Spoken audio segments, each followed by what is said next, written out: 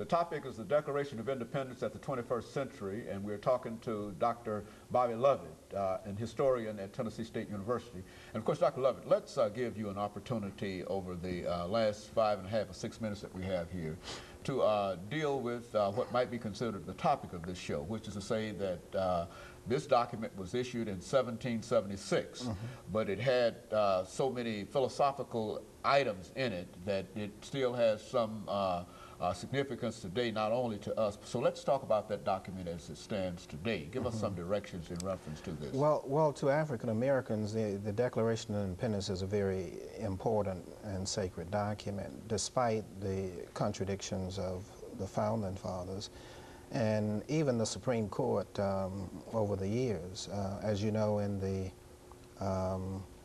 Supreme Court case in the 1850s, Dred Scott case, a very conservative Supreme Court essentially said that African Americans were not citizens, and therefore they had no rights and so on, which was absolutely untrue because they had fought in the American Revolution. There were many free African Americans who were citizens and voted for the ratification of the Constitution in 1788 and 1789. So all the historical evidence was contradictory to the racist pronouncements of the Taney Court in 1859.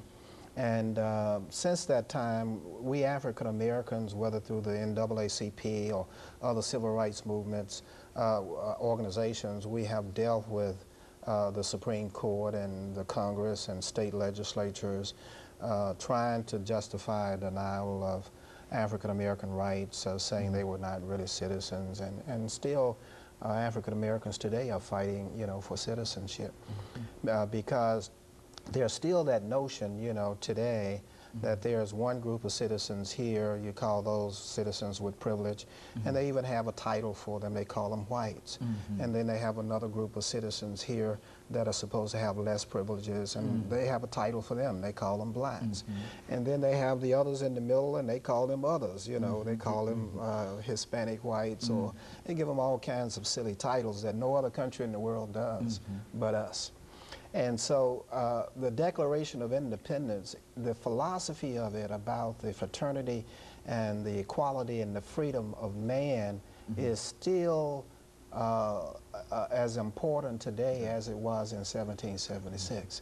And if we are not careful, men will twist that document to have meaning only for themselves, as many people did from 1776 until we fought the civil rights movement in 1954 with the Brown versus Board of Education case.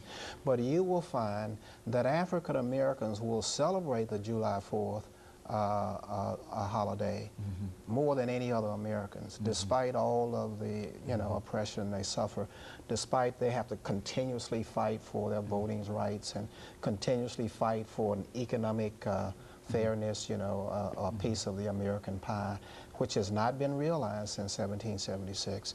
African Americans making up 13% of the population in 2001, but they only have 3% of the wealth in the entire country. They live off 3%, and they're 13% of the people.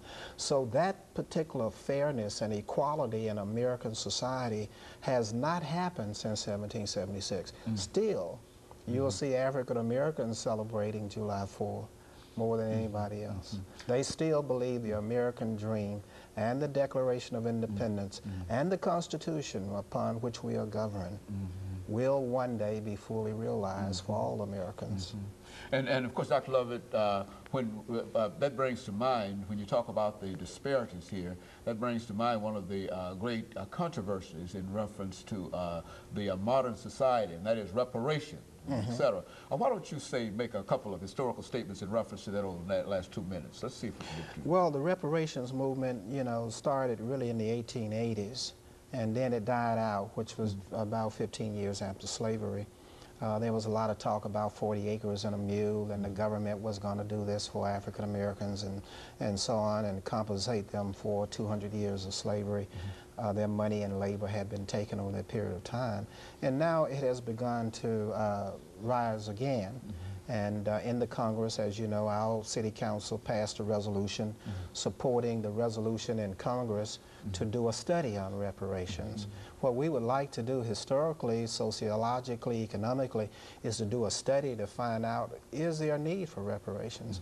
And number two, what should it be based upon, and how will the compensation be given? You know, whether it be monetary or free scholarships or no taxes for the next 10 years for that group of people.